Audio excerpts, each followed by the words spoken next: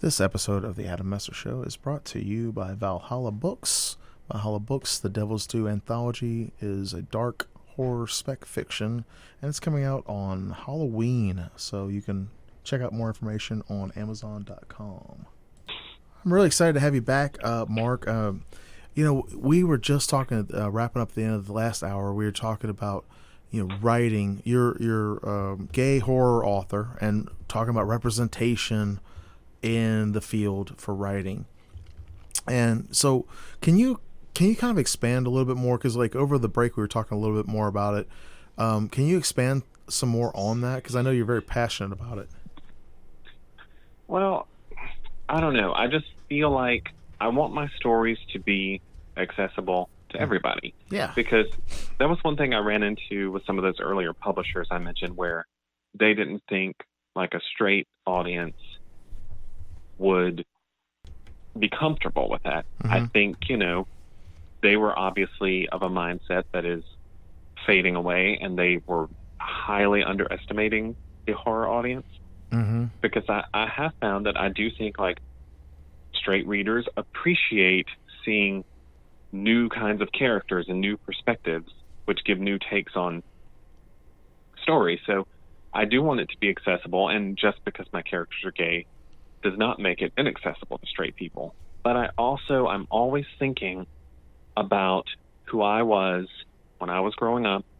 And even though since the 80s we've seen a lot of progress in a lot of places, especially in some of, the southern states where I live, it's still not easy to be a young gay person. Yeah. So I think about them, and I want them to see, because I mentioned over the break, like sometimes people will ask me, very well-meaning, well, you don't want to be known as a gay writer, do you?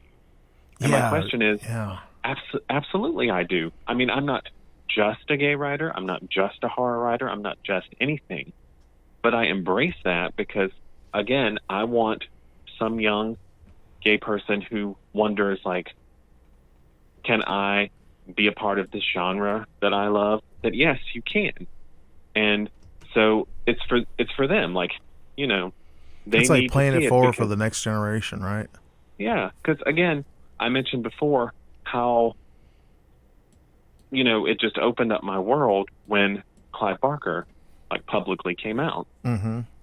I needed, some people say, well, it doesn't matter if he's gay. It mattered to me at the time. Yeah. Well, and that mentality of it doesn't matter he's gay, that's relatively new. I mean, like within the last 10 or 15 years, I mean, it's become more socially acceptable for people to come out. Because I know when I was a young person working, I worked around a couple of different people who were gay, and they didn't want it to be public knowledge. They didn't, because of backlash. I mean, it's only been like the last, I can't remember exactly the year, but it's only been the last 10 years that it was legal for gay people to get married. My wife is from Mexico City, and that was illegal until like 65 or something like that. I mean, it's crazy to think, that we live in a world where there are still these separators. There's still this, I don't know how you say it, segregation, and like racism and sexism and ageism and, classism and things like that. And, so I feel like what you're saying is that it is important because of that representation, because there are people out there that still, like there are kids out there today that their families are still rejecting them. They're still, disowning them and, throwing them out on the street. I mean, I know several people personally that's happened to them where their family just rejected them because they're like, oh, well, I'm coming out. And their family like, well, how can you do that? It's awful. So I think it is important to show, like, hey, this is a person who's an author. I can look up to this person and aspire to be like them.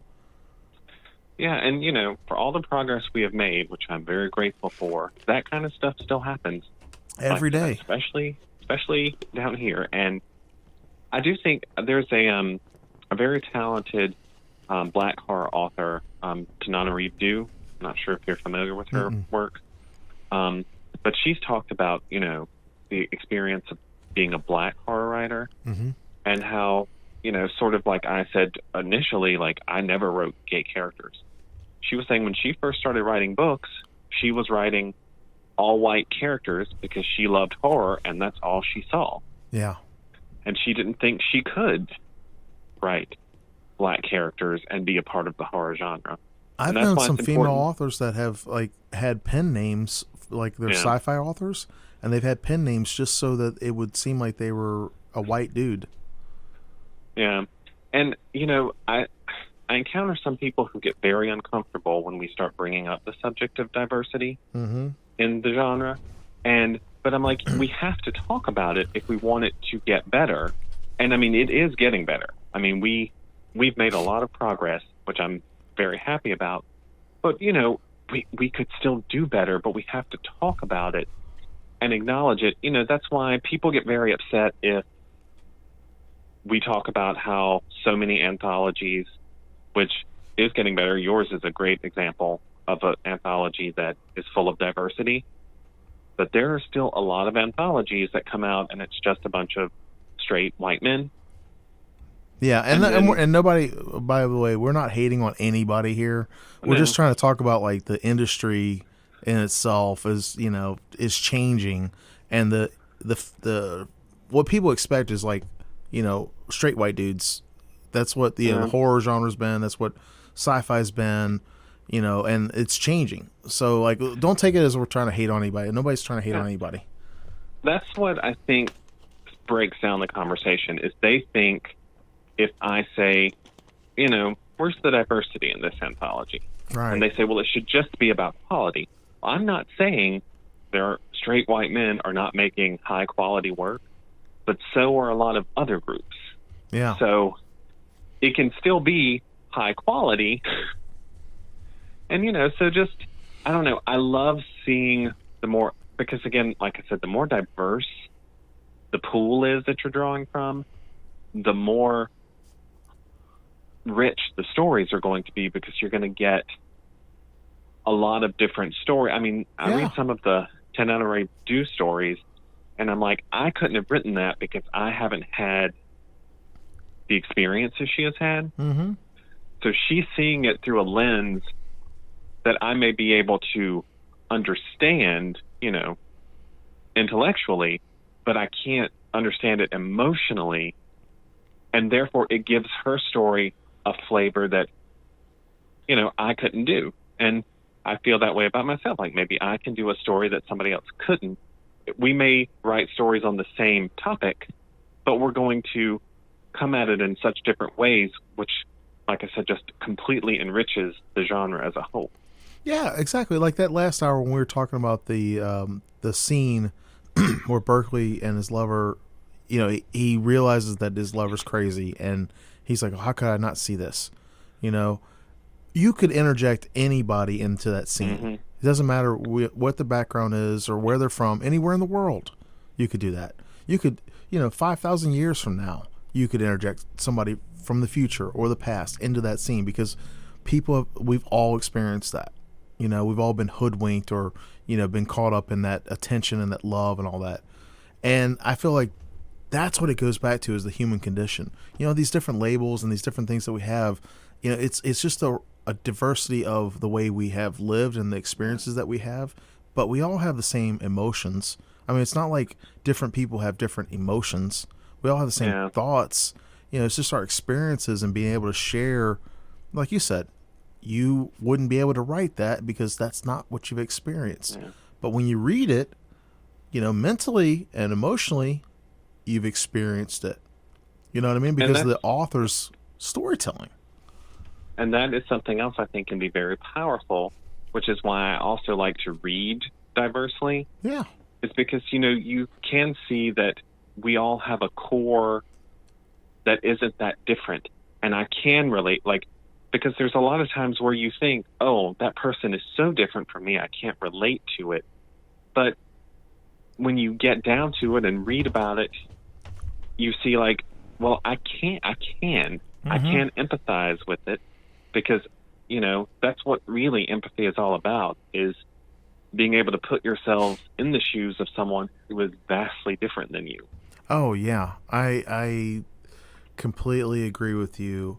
I feel that part of the barrier still with folks is the lack of empathy, because it's almost like a us versus them mentality that people that I see, and they know what's right and wrong, but then they still choose to like say, oh, you know, it's like a vilification of somebody. You know, it's like, oh well, if you know, they must be the bad guys, so it's okay to not like them or hate them because they're the bad guys when they see themselves as the hero. But nobody wants to see themselves as the villain in the story.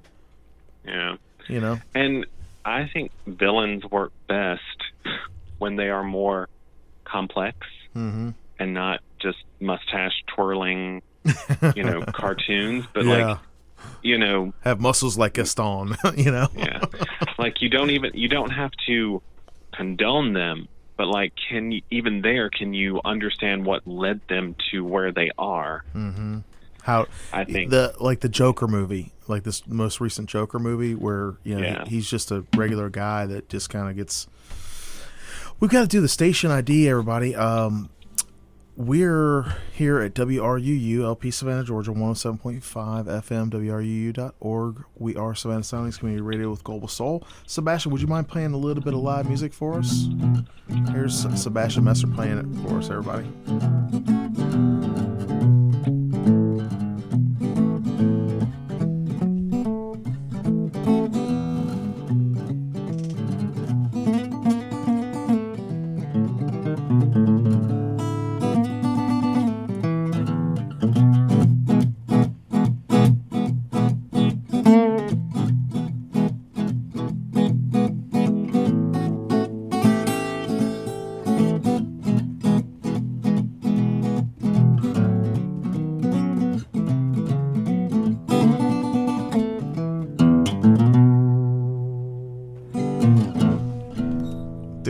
Great. That was great.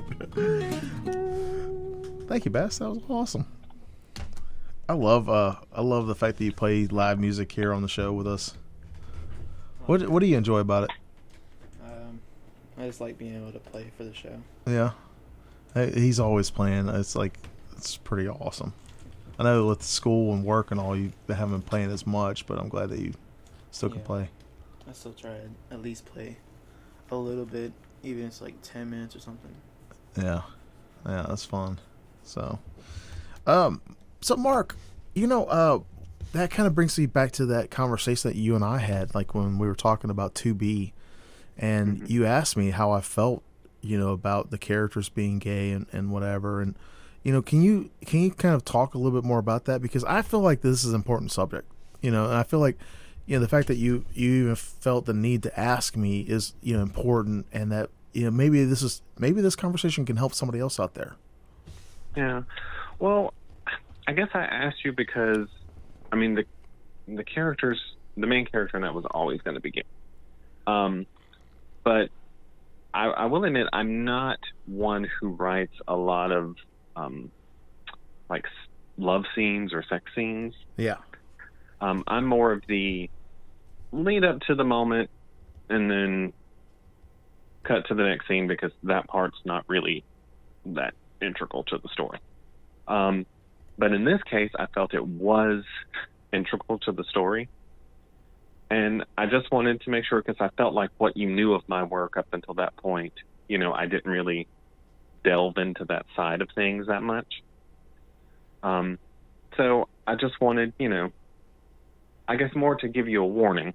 Like, we're going to have this one scene in there. I do think it's important for the story. Yeah. But, you know, I just wanted to make sure you knew it was coming, so it didn't surprise you when you got to that part of the manuscript. But well, let me ask you know. Oh, go ahead. I'm sorry. No, you go ahead. Well, I was going to ask you, just kind of piggyback off of that, because I feel like, you know, I'm just a straight white dude. You know what I mean? And I feel like sometimes it's people aren't comfortable with asking or talking about, you know, things. Yeah. And so, from your perspective, how can people approach different subjects without, being offensive or without being, I mean, like, I feel like a lot of times it's because somebody's not educated. Yeah.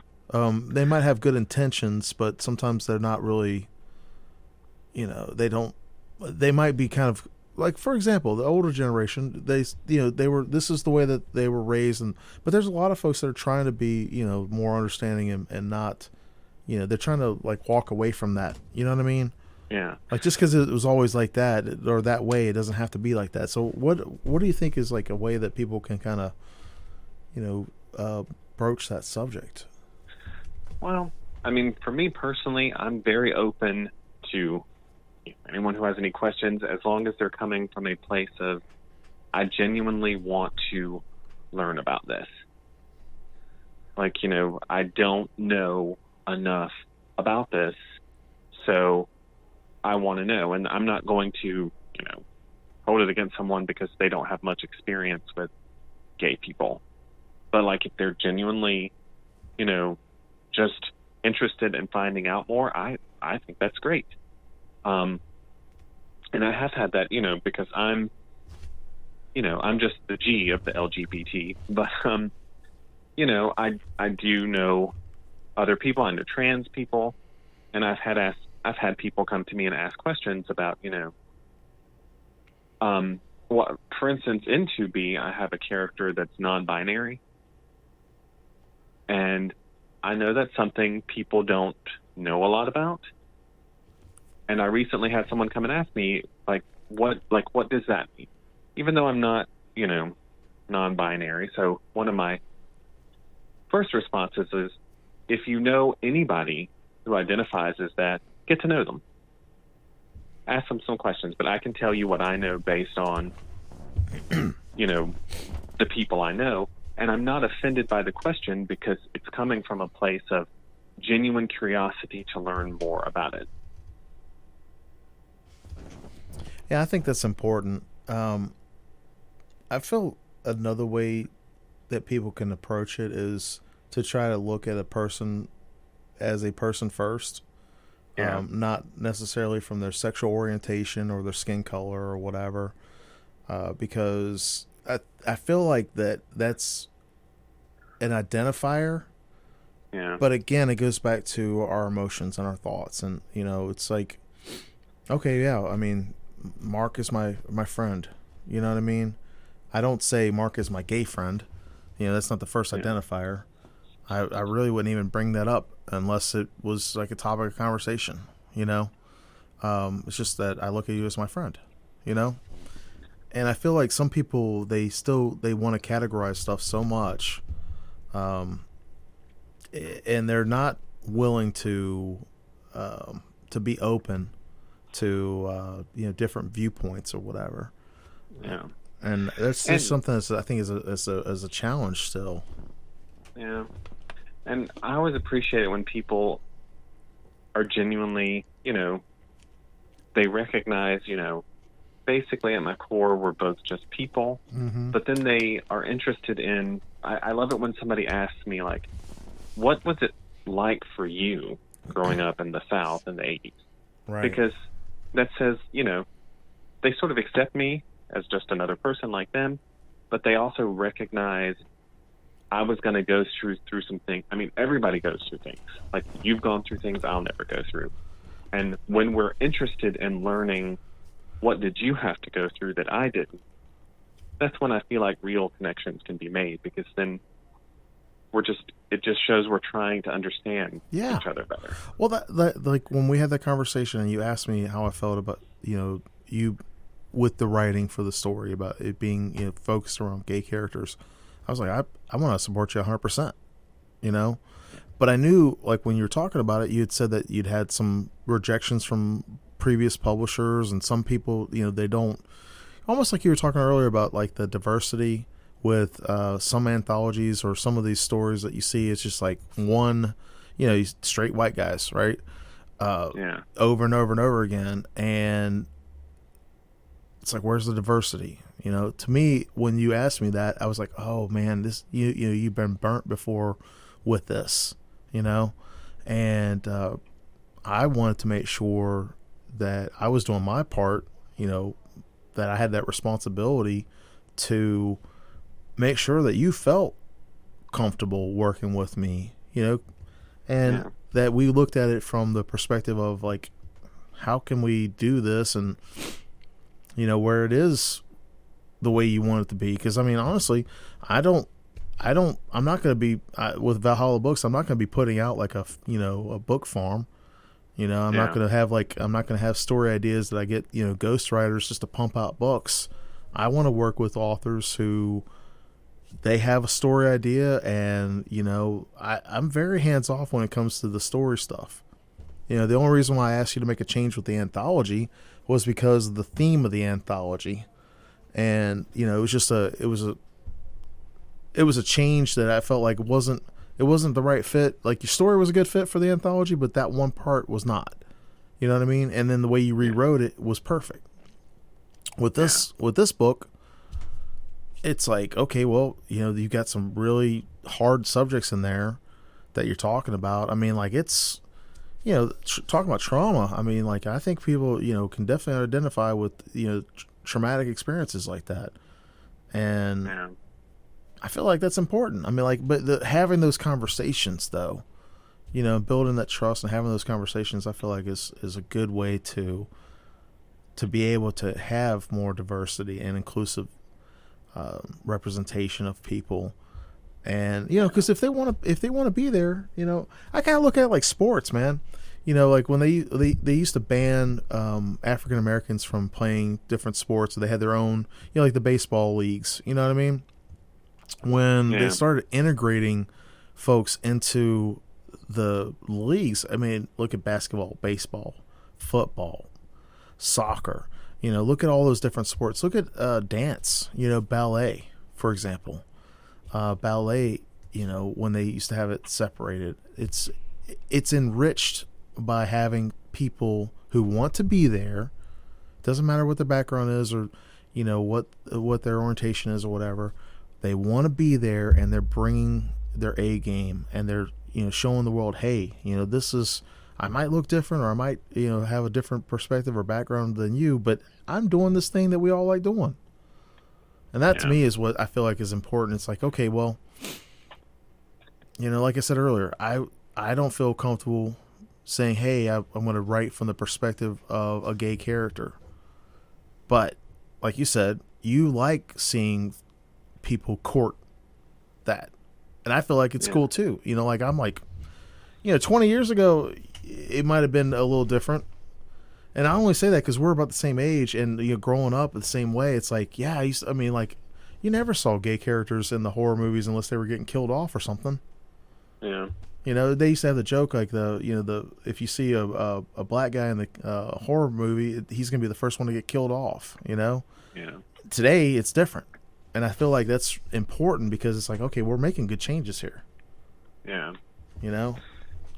And I do think that I don't know, just the more, I guess my perspective on writing just in and of itself is that it's not a competition. Right. So, like, I feel like, there's room for everybody just generally. So I don't have to hate on another writer's success because I don't have that same success, because that doesn't have anything to do with me. So I celebrate their success. Exactly. Because we're just all doing our thing, and I just feel like that, so it's wide open. And what I love about now, as opposed to when I was coming up, is that it feels more wide open. You do see more LGBT writers in the horror genre, and people of color, and women. And we've been talking about this, so I don't want people to think like I think it's still just like a straight white boys club. Like, it is becoming more open, and I love seeing that, and I just want to, sort of continue that trend. Like, I feel like some of the old guard fears, like, if more of these people come up, then these other people won't have room, but there's room for all of us. Yeah, I want to talk more about that after the break. We've got to do because we got the little extended station stuff with the fundraiser. So let's talk more about that when we come back from the break, Mark. Okay. All right, everybody. Thank you so much for tuning in today. You listen to WRUU LP Savannah, Georgia, 107.5 FM, WRUU.org. We are Savannah Soundings Community Radio with Global Soul.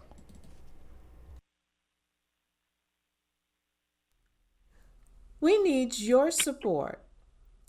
All of the in-person fundraising events we normally have throughout the year have been canceled because of the coronavirus.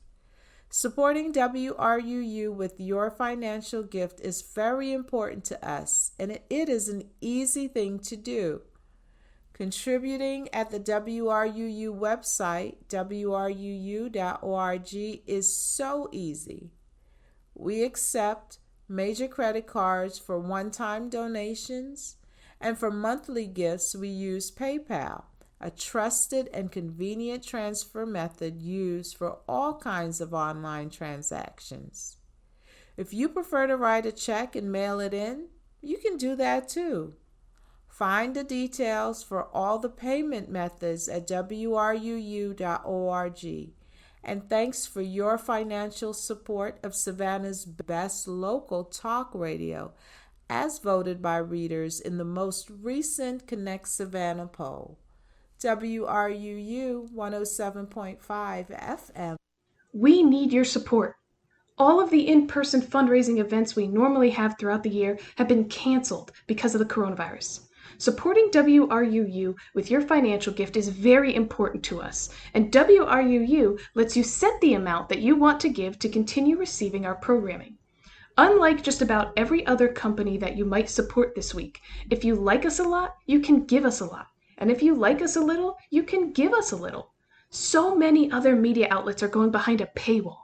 With them, you have no choice. But with WRUU, you have a choice to set an amount that's comfortable with your budget. The most important thing isn't how much you give, but that you give.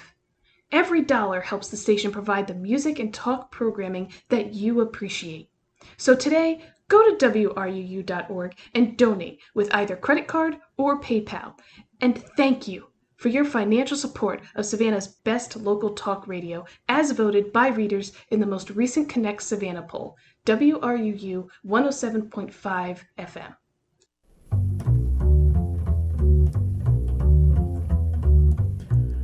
This is WRUU-LP, Savannah, Georgia, 107.5 FM, WRUU.org. We are Savannah Soundings Community Radio with Global Soul. This is WRUU-LP, Savannah, Georgia, 107.5 FM, WRUU.org. We are Savannah Soundings, Community Radio with Global Soul. This is Forget the Whale, from the album What I Tell Myself EP.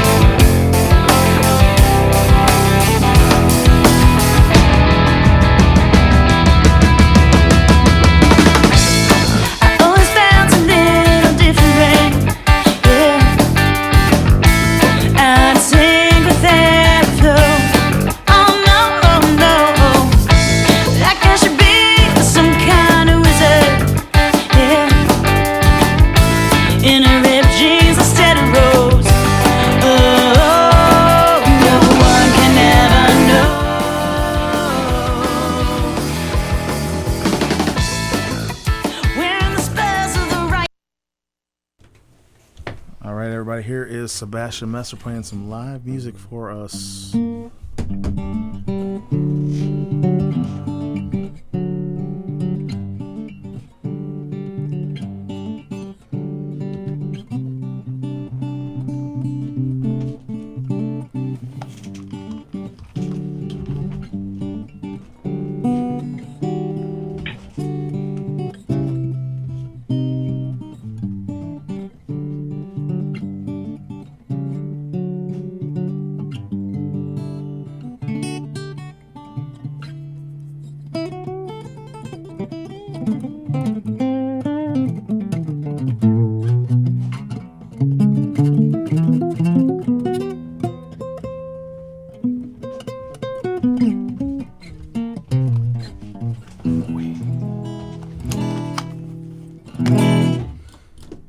Awesome, Bass. Thank you very much.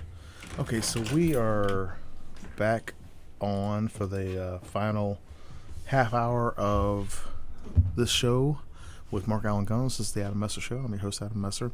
And I want to give a quick shout out to my friend Terry Dremel and Darlene Dremel. They have just published issue number 10 of the Stee Range comics. And it's become quite one of my favorite comic books lately. If you liked Mad Magazine, or if you like just kind of like funny critical humor type stuff, you would like Stee Range comics. And Terry's been on the show a couple different times, and he's a good friend of mine. Darlene's a good friend of mine, and believe it is available at they've got it at Planet Fun. That's where I picked up a copy of mine. And they have it at E-Shaver Booksellers. And then I think they're over at Graveface Records as well. So if I'm missing a place, I'm sorry. But yeah, if you like those kind of comics, if you like that kind of humor and stuff, I would strongly recommend it myself, because I'm a big fan of it and I like reading them. And this issue has a particle accelerator cards, I believe they're called. So they're kind of like a little special edition type thing that Terry put in there. So I just want to give a shout out to Terry Dremel and Darlene Dremel, Stee Range Comics. So I love that kind of stuff, Mark. I enjoy like comedy horror and sci-fi horror and stuff like that. I like stuff that's kind of just, like when I was a kid, Tales from the Dark Side. I liked strange stuff. Just anything like that that's kind of clever and witty. Right before the break, we were talking about the old guard, and including diversity or whatever. Here's the thing, that there still are some folks out there like that. A lot of people now are not like that, because the tides are changing, but there still are people out there. And usually, on the right or the left side of things, conservative or liberal, whatever you want to call it, there's always going to be these outspoken, radical people that have, the loudest voices, and they want to, whatever. There are folks out there who demand diversity that aren't diverse themselves. You know what I mean? There are folks out there who are never going to have diversity whatsoever. It's always going to be the good old boys club. The world is changing.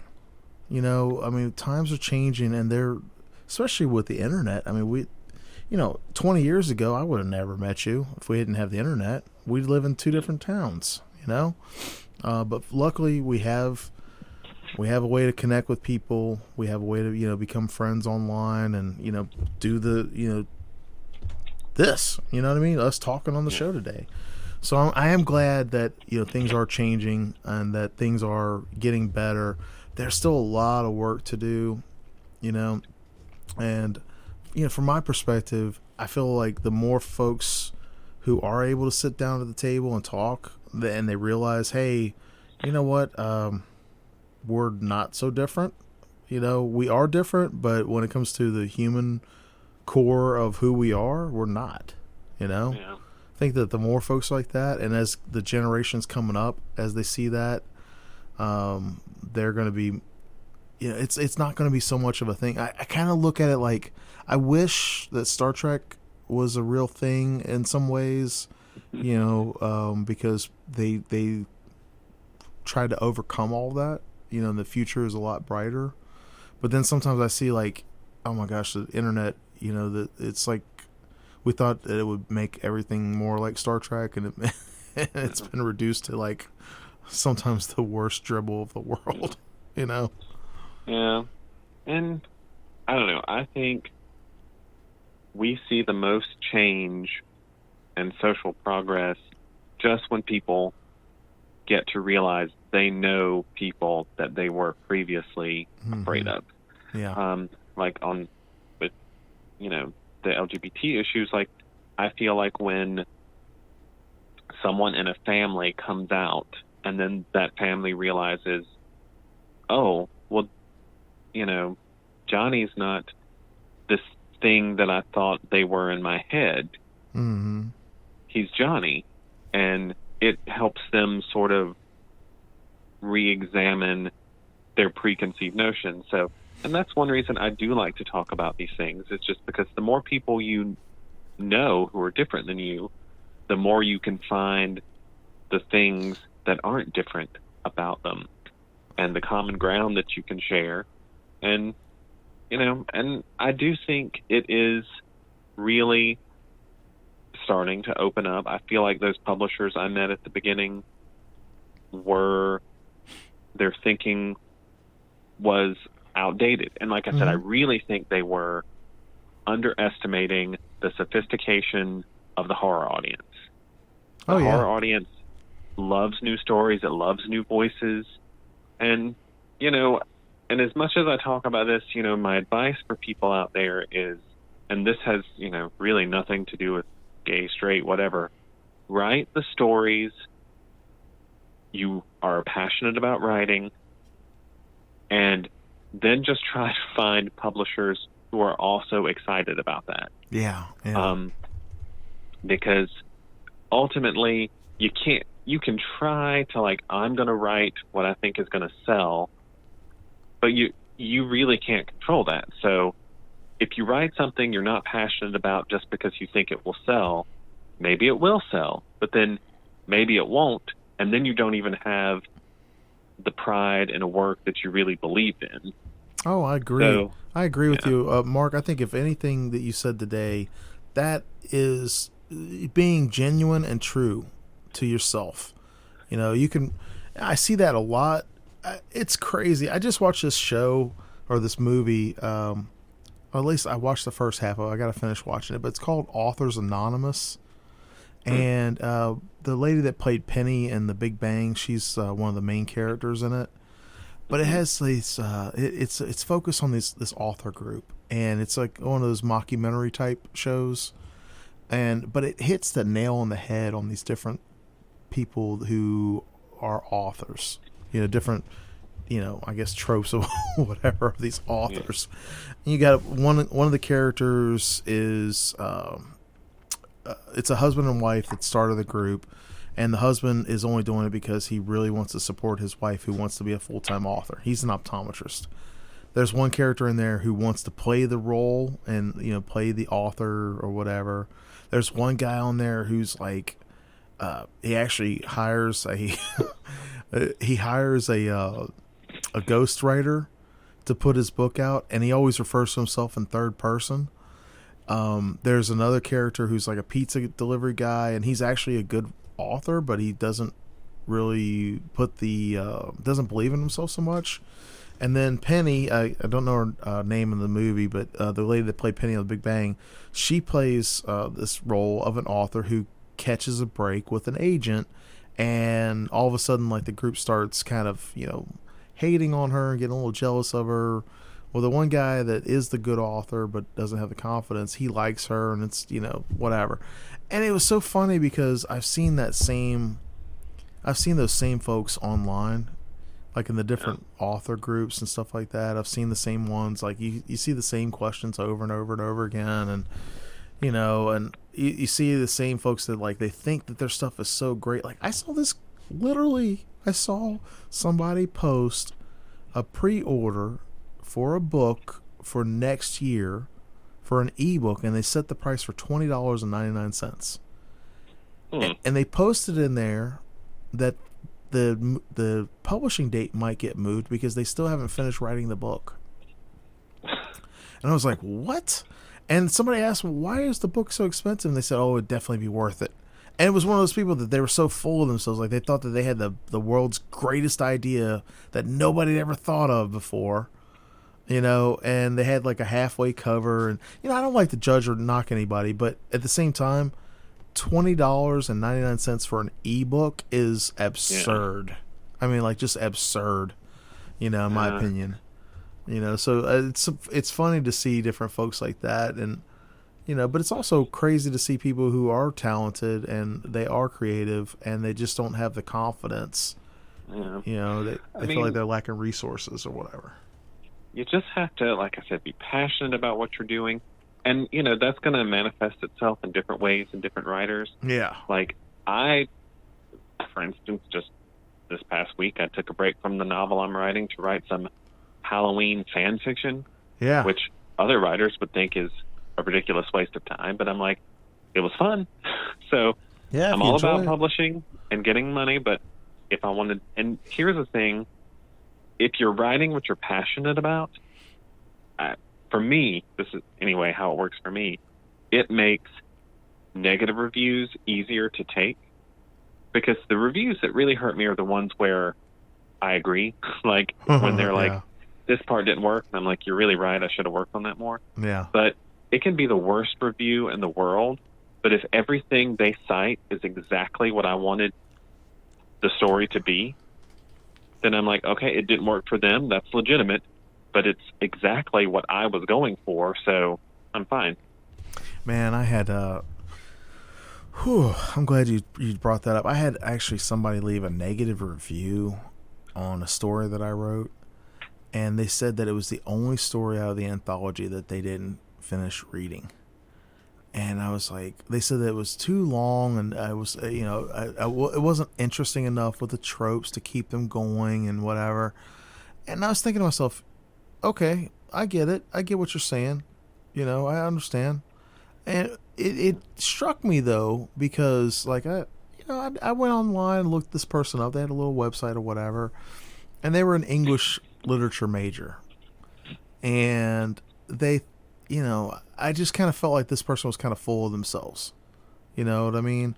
And I took it with a grain of salt, you know, because they're not the kind of reader that I'm trying to hit. You know, they're not the kind of reader that I'm trying to reach. I mean, they're the kind of reader that read my stuff or didn't finish my stuff. But, you know, not everybody's going to like my stuff, and I get that. Yeah. I mean, it's like not everybody likes hot dogs or hamburgers. You know, some people, they like steak, or some people, you know, they're vegetarian, or, you know, other people, you know, I've got a friend that he only eats fish, you know, so it's not for everybody. Yeah. I mean, that's the thing. It's impossible that you're going to please everybody. Yeah. That's why I feel like the most important thing is to please yourself. That song. Yes, that song. Yeah. Can't please everybody, so might as well please yourself. I mean, I want other people to like what I write, but the most important thing is that I like what I write. That it's exactly the story I want to tell. Right. I mean, it's like Bill Cooper's in the house, everybody, and he's a comedian. And I mean, like, you know, Bill, what do you think? Like, I'm just going to ask him real quick as he's walking in. What do you think? Thank you. What do you think? Like, you do comedy, right? Yes. And not everybody's joke's going to hit, you know, for the same audience. No, just mine do. Yours mine. do. I remember you talking about. You know, when you first started doing it, trying to figure out like what would be funny, and you found food was a universal thing that people thought was funny. What was the age difference? I'm in my 70s, and I only started doing it 7 years ago. So I'm talking to people that are in their early 20s. Yeah. Now, there's no connection, 50-year difference. Yeah. There's zero connection. I don't know their music. I don't know what they like, what they do. So I had to find something in common, and we all eat. Yeah. So I just started making fun of certain foods and how people eat, and that was a connection. Yeah. And I realized from then on, I've got to connect with them. Yeah. If I don't know them, it was a challenge, and it was a challenge I welcomed because I wanted to do it. So I just figured it out, and that was the first thing I figured. Everyone eats. We all have our favorite foods. We all have our fussy foods, and you know what we're fussy about, and then some of it's just funny. Well, Mark and I guess Mark, he and I were just talking about your reviews, and you can't please everybody. Oh, you don't try to. Yeah, you just can't. The old saying, you got to please yourself. Yeah, that's exactly what Mark said. That's a great old song. I love that. So, but yeah. How you doing, Mark? I'm good. Yourself? He can't hear you. He said he's good. Okay, good. Super. Yeah. Yeah, but I think that's a big part of anything that we do in life is like you have to do it and don't be afraid to fail. You know, seriously, if I can get through to anyone on this, you remember your failures more than your successes. Yeah. Learn from them. Don't be afraid of failing, because if you fail, there's a lesson there. Yeah. That's all I'm saying. Yeah. Oh, I agree. Learn from it. Yeah, I totally agree on that, Bill. By the way, did our mutual friend call you? Who? Chad? Oh, no, he hadn't. Not yet? Okay. No. Okay, I'll just send him a follow-up message. Yeah. But, so we've got a few minutes left here, Mark. We really haven't talked a whole lot about the anthology, the Valhalla Books anthology. But, I feel like what we've been talking about is important, and I've really enjoyed, talking with you about, the topics today. So what one of the things I really appreciate that you brought up was, like, you said that you felt like this anthology was a good representation of being diverse. I actually didn't have like that as like, okay, I'm going to try to have this diversity from the get-go. What I tried to do was I tried to just ask people that I knew that I felt like were good authors, right? Yeah. And it worked out. I felt like it worked out pretty good. Yeah. Well, I mean, that's the thing. I feel like if you really cast a wide net to get the best stuff out there, it's just naturally, you're not going to have to try to make it diverse. Yeah. It's just that there's so much great stuff being written by so many different types of people. And I'm very proud to be in the anthology. I'm very proud of the story I wrote for it. I'm very happy that you invited me to take part. I am too, man. I'm so excited about it. It's coming out in less than 2 weeks now. Yeah. But I feel like you have a really good. It's like a fairy tale almost. Everybody. The anthology is set around the premise of the devils do nothing is ever as it seems, and people make. Well, in this, it's not necessarily always a devil. It's just the devil is like the person, the deal maker, and the deal maker, no deal is ever as good as it seems, and the deal maker always comes back and wants to collect. I can say there are no happy endings in the book. That was one of the stipulations. It's like no happy endings, and I feel like we have a great group of authors. Next week, Bobby Nash is going to be on, and then the week after, Josh Vasquez is going to be on. And, it was so exciting because writing, so I have a couple of fiction books out, and wanting to separate, like, my charitable stuff with the Savannah Quill, the Books and Brews, and, our Authors Expo. We haven't been able to do those this year, And I wanted to separate that with the publishing house. And, I just had a really good conversation with Carol Geisander on Friday about the anthology. And it was about formatting and some other things, because she's done some, editing for some writer punk anthologies. And, just having a group of different people from varying backgrounds. One of the core things for me, though, was that I wanted to be able to work with them. Like I said, they had to be good, good storytellers, and I had to, want to work with the folks, because I don't, this is something I do for fun. I don't want it to be like, where I'm working with somebody I don't like or I don't enjoy working with, Yeah. So I feel like everybody in the group, it's been wonderful, and I think we're doing, pretty good with everything, and I feel like it's going to be a good flagship anthology, Yeah. And I'm excited to work with you, like with the standalone novella.